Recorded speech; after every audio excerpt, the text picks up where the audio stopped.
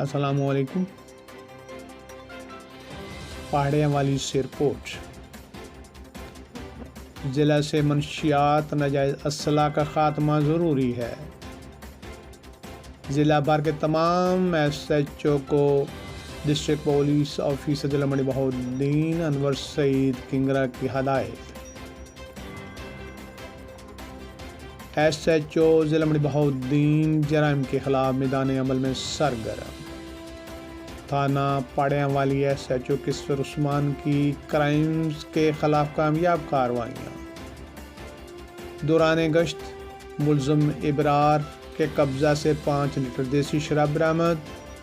मुलज़म अंसर से भी 10 लीटर देसी शराब बरामद।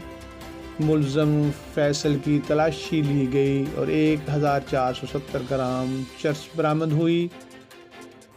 कोट फुले शाह चौक में मोहम्मद शरीफ से राइफल और गोलियां बरामद हुई।